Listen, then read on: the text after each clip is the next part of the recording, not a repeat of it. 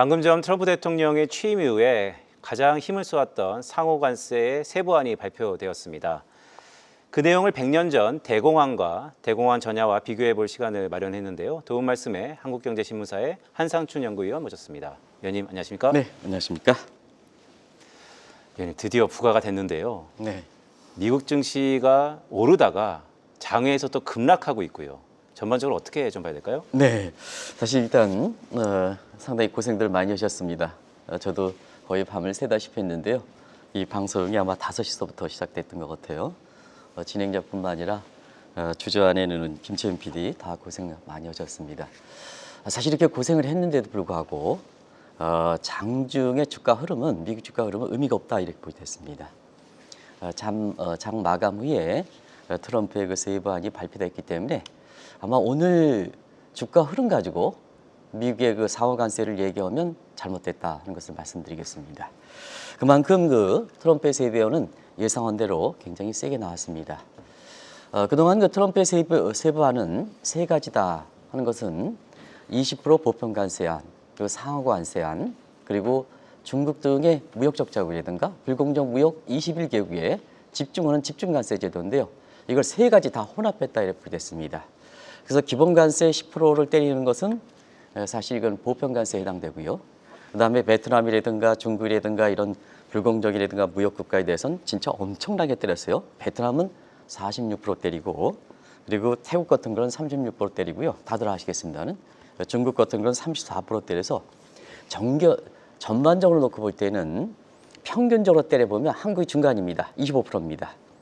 그러니까 보편관세가 세다 해서 20%인데 이거보다 더 높게 했거든요. 어제 우리가 말씀드린 대로. 그래서 시청자 여러분, 오늘 장중의 미국 주가는 이거 가지고 뭐 국내 증시를 이렇게 그 예상하는 이런 생각은 잘못됐다 하는 것을, 그래서 아까 김현격께서도 말씀해 주신 것처럼 오늘보다도 내일 주가 흐름, 시간에서는 오늘 급락하고 있죠. 그래서 내일 흐름이 중요하다 이렇게 보시면 되겠습니다. 역시 그 미국 증시도 롤러코스터를 장중에 탔습니다는 사실 다른 시장도 국채도 외환도 코인도 전부 롤러코스터 장세가 보이고요. 이런 상태에서 오늘 장중 흐름과 트럼프의 그 상호관세와는 너무나 다르기 때문에 투자자들은 대혼란을 빚지 않겠느냐. 그래서 마지막 미국 국채 금리가 올라가는 속에 사실 달러 가치가 떨어지는 모습인데요. 이것도 그렇게 그 의미가 없다 이렇게 보시됐습니다. 그래서 시청자 여러분 아시겠지만 상호관세가 끝나는 게 아니라 어제 말씀드렸다시피 또 이제 순차적으로 반도체라든가 바이오라든가 이런 데 품목별 관세가 지금 나오고 있지 않습니까? 그런 측면에서 앞으로가 더 중요하다는 것을 다시 한번 말씀드리겠습니다. 네, 빅테크들이 시간에 의해서 급락하고 있는데 네. 위원님 말씀 쭉 들어보니까 앞으로가 중요하다라는 말씀이 귀에 와닿는데요. 자, 방금 전에 발표한 상호관세에 대한 이제 해석이 다양하게 나타날 것 같습니다. 우리 시장에서 가장 많이 거론되는 슈레딩거 관세라는 게 어떤 내용이죠? 네, 상대방을 모르게 하는 관세다 하는, 그래서 실체를 불분명하는 관세 제도다 하는 것을 말씀을 드리겠습니다. 그래서 사실 오늘 상호관세가 나온 이후에 폴 크루만 교수라든가 이런 사람들이 평가하는 방식에 대해서 오스트리아 물리학자 에르빈 슈레딩거의 양자 물리학자인데요. 이걸 좀 자막 가지고, 저도 이렇게 전문가는 아니기 때문에 양자 물리학 관련해서 사실 시청자분한테 양해를 구하고, 저보다 전문가이신 분들은 양해를 구하고 제가 이렇게 그 설명을 위해서 이분을 좀 다시 소개해 드리겠습니다. 오스트리아 양자 물리학자입니다. 1935년에 이 파동, 이게 이제 생동감이거든요. 그리고 입자는 한상춘의 입자, 그렇게 이제 파동, 숨쉬는 여부와 관계없이 존재 가치다 이렇게 부르됐습니다. 이게 동시에 겹친다 해서 양자 이중성이라는 표현을 쓰는데요. 자, 박스에서 고양이를 넣습니다.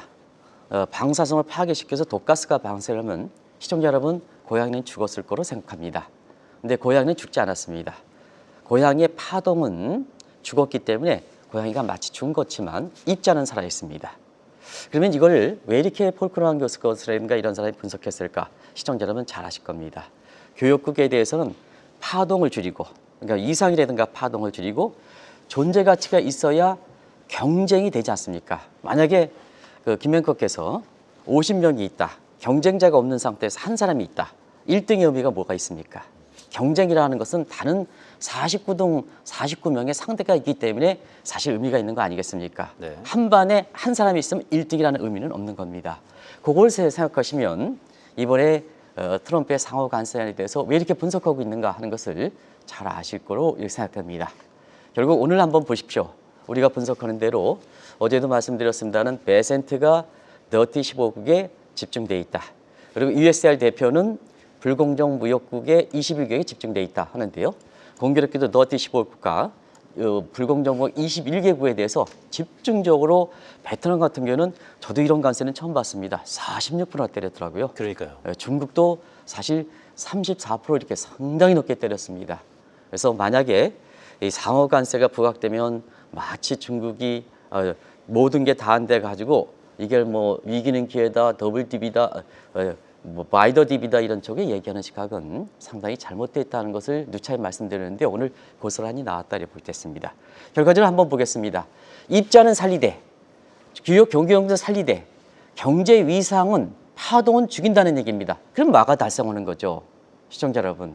경쟁자가 있는 상태에서 그 위상을 파동을 줄이면 미국에 대해서 경쟁하는 그 파동을 줄이면 결국 마가 달성되는 거 아니겠습니까?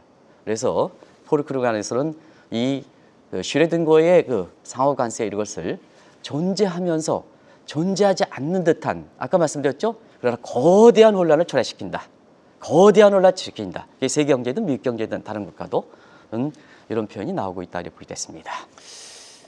그래서인가요? 이번에 발표한 상호관세의 요율 자체가 생각보다 좀 높긴 합니다. 그러다 보니까 시장의 충격도 크고요. 과거 100년 전 대공황과 비교하는 시각도 꽤 있는데 이 관세를 부과하는 그 의도 자체는 100년 전 대공황과 비슷하지 않습니까? 예, 그렇죠. 사실은 오늘 슈리든거의 실험이 1935년에 나왔지 않습니까? 시청자 여러분, 1930년 대공황입니다. 그래서 이런 시각과 함께 대공황에 비교하는 시각이 나왔는데요. 지금 말씀대로 일단 100년 전과 상황을 한번 보겠습니다. 이번에 상호관세 정책 의도는 1929년 스무트 홀리법이 나올 때 대공황 직전이죠. 전환대 나올 때 비슷하다 이렇게 볼 때 있습니다. 근데 스무트 홀리법이 나올 때는 그때는 농민들이 표심이 중요합니다. 그래서 그때 당시에 허버트 후보 미국의 그 대공황을 발생시켰던 이 사람 같은 경우는 당시의 최대 표심인 농민을 보호하는데요. 뭐 아시겠습니다. 트럼프는 이번 대선 과정에서 스윙 스테이트에 이렇게 근로자죠. 그래서 근로자를 보호한다, 제조업을 보호한다, 근로자한테 해방을 시킨다 하는 의도는 똑같습니다. 그럼 관세 측면을 보겠습니다. 100년 전에 비해서는 이번에 되게 거칩니다. 즉흥적입니다. 100년 전에는 허버트 후보는 정말잖아요. 스무트 홀리법은 한 10년에 걸친 협의 끝에 나온 겁니다. 한 10년은 채 안 됐더라 한 7, 8년 협의 끝에 나온 겁니다. 그리고 평균 관세율이 8%뿐이 안 됩니다. 시청자 여러분. 근데 트럼프 취임 이후에 지금까지 나온 거면 너무 즉흥적이다. 오늘도 한번 보세요. 이 상호 관세를 때리면 어제 백악관 입에서 뭐라 그랬습니까? 때리자마자 즉시 발효한다 그랬지 않습니까? 네. 근데 기본 관세를 5일에 하고 그다음에 나머지 추가 관세 같은 경우에는 9일 나온다 그러지 않습니까? 이게 서로 앞뒤가 안 맞지 않습니까? 백악관 대변은 어제 즉시 발효를 했다 그랬지 않습니까? 이게 트럼프 얘기입니다. 트럼프. 우리가 거짓말이 집권 1기 때 3만 건이 넘었지 않습니까? 이게 고사에 나오는 겁니다. 지금 평균 관세를 보면 이것 때리면 25%지 않습니까? 상호 관세 20%보다 더 높습니다. 그리고 우리가 김원격께서 제시하고 이 방송을 통해서 계속해서 말씀드린 것 같이 왜 이렇게 차이가 있느냐? 당시 100년 전에는 선협상하고 후 관세를 때렸습니다. 근데 지금은 관세를 때리고 들어와라, 조공을 바쳐라, 머리를 조아려라. 그러면 협상의 여지는 주겠다. 이 방식 때문에 이런 차이가 있다 하는 것을 말씀을 드리겠습니다. 알겠습니다. 자, 이번 상호관세 이전부터 네네. 트럼프 관세 정책에 대해서 다른 국가들도 맞보복할 것이다. 지난 8년 전 1기 때를 보면 중국이 곧바로 맞보복하긴 했는데요. 어떻습니까? 100년 대공황 당시와 비교를 좀 해볼 수 있지 않을까요? 네. 사실은 앞으로 세계 경제 입장에서는 보복 관세라는 것은 극소주의 입지이기 때문에 다른 국가의 보복이 세계 경제 상방을 좌우할 때 굉장히 중요합니다. 이게 게임 세어리에서는 노이만 방식, 샤프리 로스의 공성적 감이 아니고 노이만 방식이 될 때는 세계 경제는 상당히 어렵게 됩니다. 그럼 100년 전에는 스무트 홀리법에 대해서 다른 국가들이 적극적 반응했죠. 특히 유럽 국가들이 반항을 많이 했습니다. 이것이 세계 경제의 보호주의가 되면서 세계 경제가 대공황에 빠졌거든요. 근데 이번에 트럼프 관세 한번 보시겠습니다. 상호 관세만 하더라도 자, 자기에 협상하는 국가 영국이라든가 그 다음에 자기에 따랐던 밀레이 대통령 제2의 트럼프를 지정하죠. 이런 거에 기본 관세 10%만 때렸습니다. 맞습니다. 근데 자, 자기의 이해관계된 무역 적자국이라든가 불공정 무역 국가에선 세계 고관세를 때렸습니다. 근데 평균 관세는 사실 굉장히 높죠. 이게 차이가 있다고 보겠습니다. 그러다 보니까 집중적으로 맞고 있는 100년 전보다 집중적으로 맞았던 이런 이유라든가 중국 입장에서는 당연히 뭐냐 추가적으로 수용할 수가 없는 거죠. 그래서 더 세게 나오고 있다고 보겠습니다. 그리고 또 한 가지는 그때 당시에 각국 지도자들이 오판했는데 그게 근본이제입니다. 트럼프도 근본이제 부활을 주장하고 있습니다. 당시에 근본이제 됐거든요. 근데 근본이제 하면 금과 태양성이기 때문에 유동성은 줄어듭니다. 지금 트럼프 같은 경우는 논란이 있지만 2011년서부터 근본이제 부활을 주장하지 않습니까? 그러면 글로벌 유동성이 줄어든다는 얘기거든요. 그러면 각국들이 보호 조치해 글로벌 유동성은 줄어들어. 그러면 뭐냐? 사실 폴 크루만 교수가 이런 사람들이 얘기하는 것처럼 대공황이 다시 오는 게 아니냐 하는 이런 쪽의 얘기들이 나올 수밖에 없죠. 그런 것이 지금 상호관세가 나온 이후에 사실 미국 경제에서 낙관적보다는 앞서도 미국 경제에 충격을 받겠다 하는 그래서 오늘 그 트럼프 대통령의 지지도가 취임 2개월 만에 나오는 지지도가 지금 35%까지 떨어졌습니다. 아마 취임 2개월의 역대 대통령의 국민 지지도를 이렇게 보면 가장 됐다. 그래서 우리가 관세에 따라서 보면 나비 효과보다는 미국이 더 큰 충격을 받는다. 리플 이펙트라는 표현을 썼는데요. 리플 이펙트 미국이 지금 국민의 지지도가 자 연방 위스콘신 대법관도 그 보수축이거든요. 거기서 뭐냐 트럼프 대통령이 당선된 지 얼마 됐습니까? 그런데 연방 대법관의 대법관이 보수층이 떨어졌거든요. 국민의 지지도가 떨어지고 그리고 오늘 뭐냐 테슬라 일론 머스크도 나지에 참여하지 않겠다 하는 입장입니다. 그러면 트럼프 입장에서는 내일 집중적으로 이야기하겠습니다. 트럼프 입장에서는 Y가 되는 거죠. 중간 선거가 굉장히 어렵죠. 이렇게 되는 거죠. 그런 게 이제 지금 나오고 있다고 보겠습니다. 테슬라도 지금 시간에서 5% 떨어진다는 이런 엔비디아에서 4% 떨어지고 빅테크가 전반적으로 떨어지는 모습도 바로 이런 측면이다 하는 것을 말씀드리겠습니다.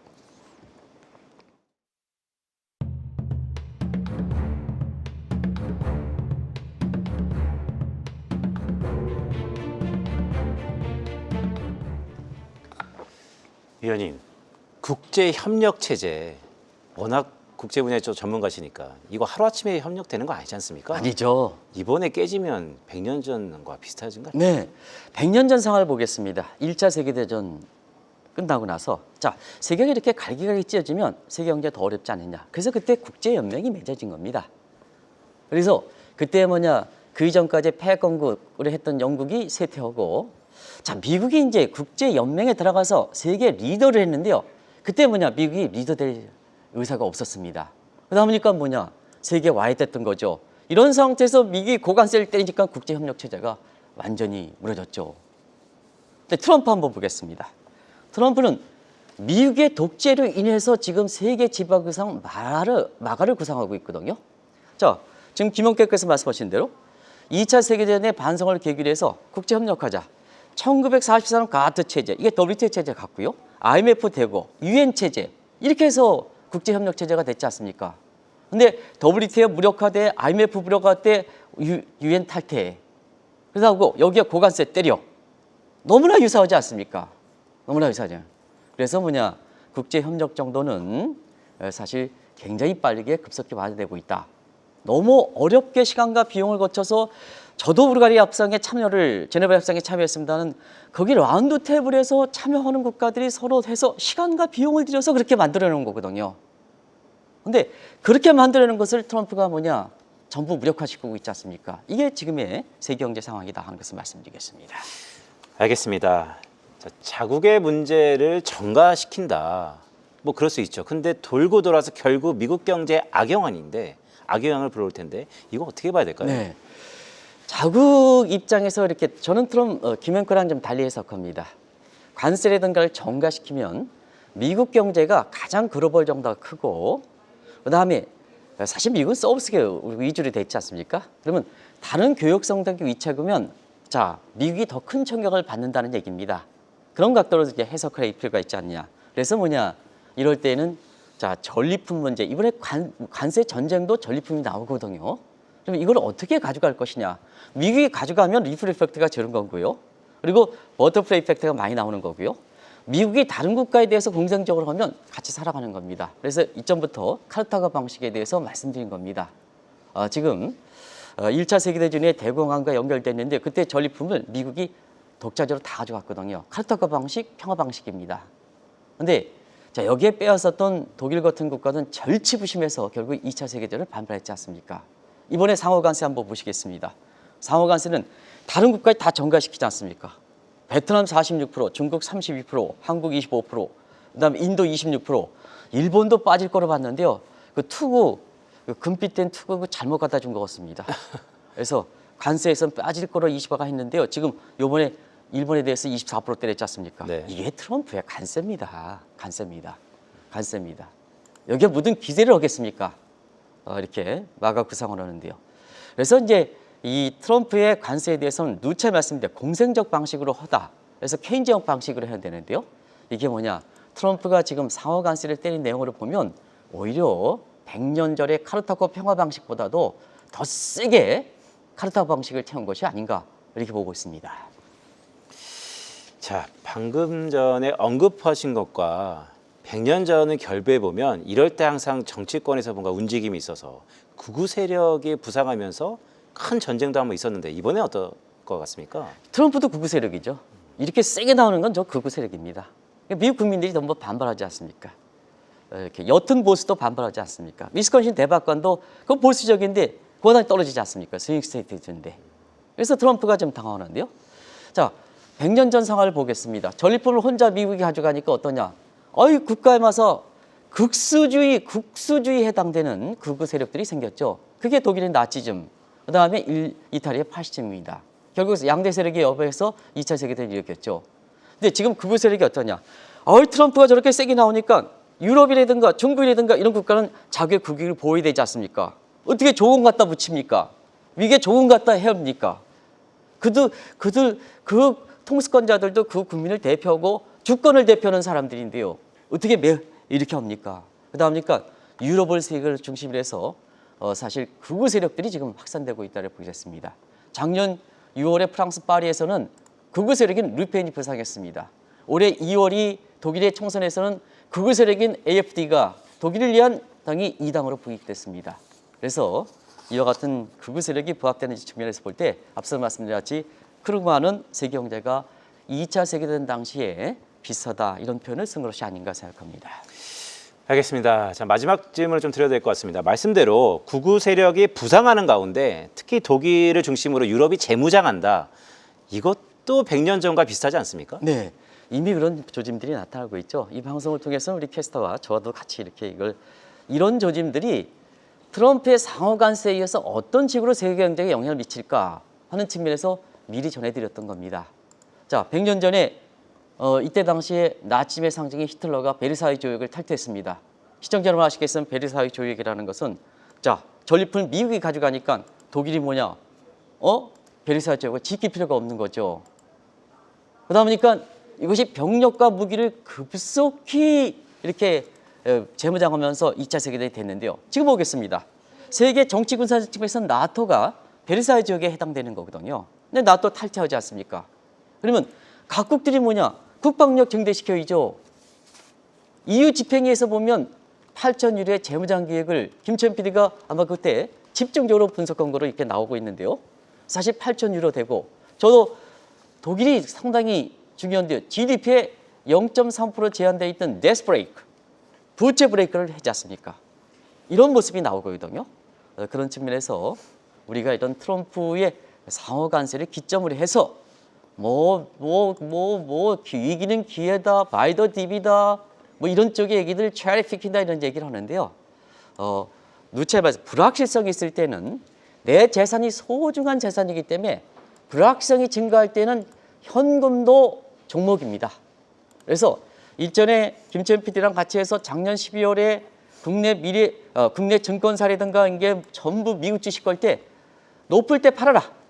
현금을 확보하고 있어야 지금 상태에서 이렇게 갖고 있어야 앞으로 기회가 주어질 때 기회가 주어집니다. 이제 주가가 떨어지면 이때 사이지. 지금 와서 이렇게 증권사 페이퍼니까 지금 와서 현금을 보여라. 지금 현금은 주가가 더 떨어지지 않습니까? 현금을 보려는 건 월해법회식으로 주가가 좋을 때마다 차익 실현하는 겁니다. 욕심 부리지 않고. 근데 지금 와서 그러니까 이렇게 현금을 보려? 그럼 주가 더 떨어지죠. 더 떨어지죠. 이런 전략들을 전문가들이 내놓으니까 문제가 되는 거죠. 그래서 앞으로 좋아지기를 바랍니다는 지금 불확실성이 굉장히 증폭되지 않습니까? 김행커도 아까도 계속해서 이렇게 불확실성하고 김천 PD가 계속 불확실성이라는 주제를 가지고 얘기하는데요. 이때 내 돈을 갖다 맡겨놓습니까? 내 돈, 김행커나 나나 뭐냐? 밤새도록 세가지고 지금 시청자분한테 이게 가다가지 않습니까? 출연료 얼마나 받습니까? 불확실하게 던져버리면 안 되는 거죠. 많은 시사점을 던져주지 않냐 생각합니다. 알겠습니다. 자, 불확실한 국면, 현금도 종목이다라는 말씀을 다시 한번 주목해 볼 필요가 있어 보입니다. 지금까지 한국경제신문사의 한상춘 논술위원이었습니다. 위원님. 계속해서 다양한 경제 이슈를 알고 싶다면 구독과 좋아요, 알림 설정 부탁드립니다. AI 캐스터 권미정이었습니다.